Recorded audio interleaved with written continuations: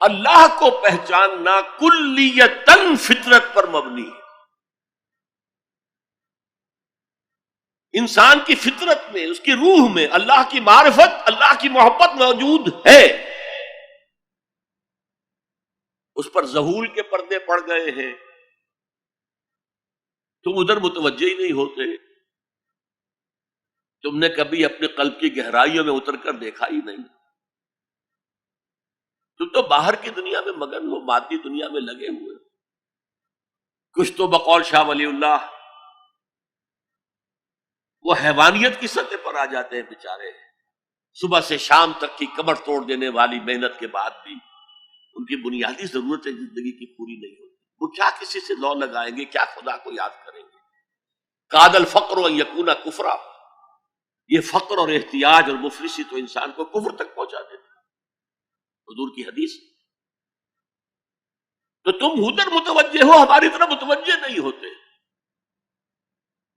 حضرت ابراہیم کا قول کیا تھا؟ انی وجہت وجہی للذی فطر السماوات والارض حنیفا وما انا من المشرکین.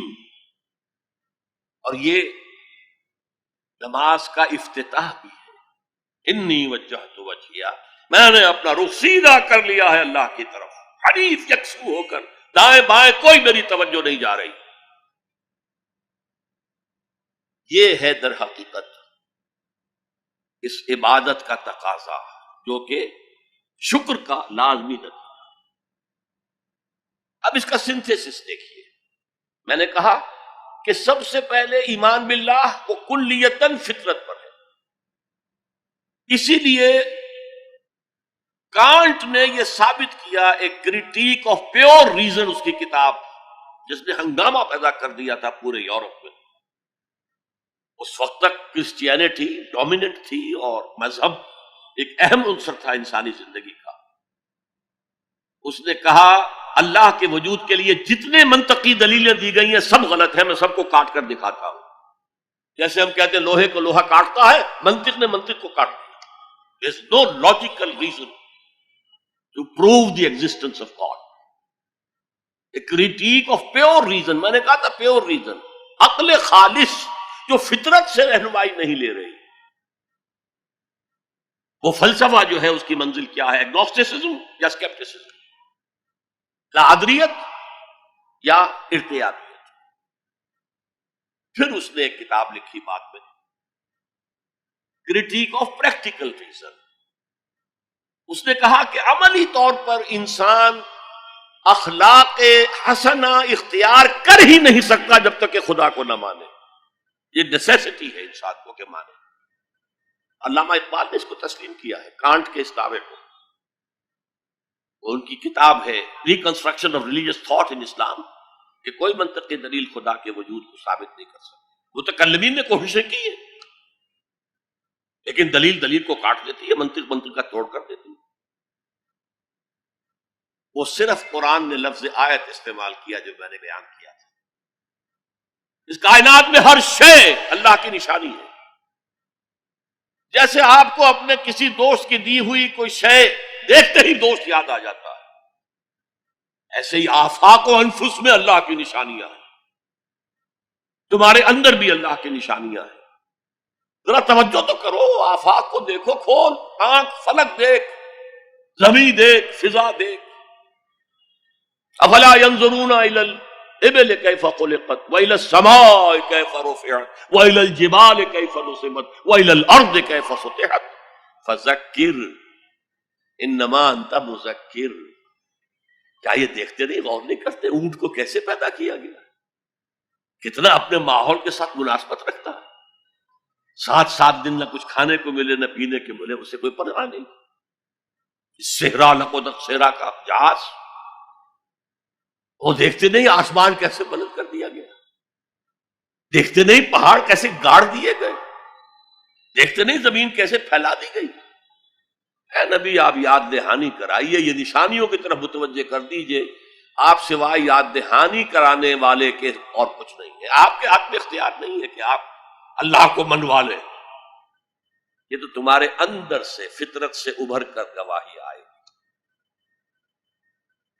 اب دیکھیے اس کے لیے آیت جسے میں یہ قرآن مجید کی طویل آیات میں سے جیسے آیت البر ہم نے پڑھی تھی، ان فی خلق السماوات والارض واختلاف اللیل والنہار والفلک التی تجری فی البحر بما ينفع الناس وما انزل اللہ من السماء من ماء فاحیا به الارض من بعد موتها وبث فیہا من کل دابۃ وتصریف الریاح والسحاب المسخر بین السماء والارض لآیات لقوم یعقلون۔ یقیناً آسمان اور زمین کی تخلیق میں، رات اور دن کے الٹ پھیر میں، اس کشتی یا جہاز میں کہ جو ایسا سامان لے کر چل رہی ہوتی ہے جو لوگوں کو نفع پہنچاتی ہے، اور وہ جو اللہ نے آسمان میں سے پانی اتارا اور اس سے زمین کو اس کی موت کے بعد زندہ کر دیا اور زمین میں پھیلا دیے ہر طرح کے جاندار، اور یہ ہواؤں کا چلنا اور یہ بادل جو مسخر ہے زمین و آسمان کے مابین، ان میں سے ہر ایک نشانی ہے، پہچانو۔ کیا مطلب؟ تم نے کسی مصور کی تصویر دیکھی، تعریف تصویر کی کرتے ہو یا مصور کی کرتے ہو؟ مصور کا کمال ہے، تصویر میں کیا ہے؟ ہاں وہ اپنے منہ سے بول رہی ہے، اپنی زبان حال سے اپنے بنانے اپنے مصور کی تعریف کر رہی ہے۔ تو کائنات کا ذرہ ذرہ اللہ تعالیٰ کی نشانیوں پر ہے۔ شیخ سعدی نے کہا، بڑا پیارا شعر ہے، برگ درختان سبز در نظر ہوشیار، ہر ورق دفترست از معرفت کردگار۔ یہ جو سبز درختوں کے پتے ہیں، ایک نگاہ ہوشیار جو کہ ان کی حقیقت کو پہچان سکے، اس کے نزدیک ہر پتا معرفت کردگار کا ایک بہت بڑا دفتر ہے۔ اور آج ہمیں معلوم ہے ہر پتا ایک فیکٹری ہے، فوٹو سنتھسس کا عمل اس میں ہو رہا ہے، سورج کی انرجی کو جذب کیا جا رہا ہے۔ برگ درختان سبز در نظر ہوشیار، ہر ورق دفترست از معرفت کردگار۔ وہ جو آیت میں نے آپ کو سنائی اسے میں نے نام دیا ہے آیت الآیات۔ اتنی آفاقی آیات کسی اور آیت میں جمع نہیں کی گئی جتنا بڑا گلدستہ ہے۔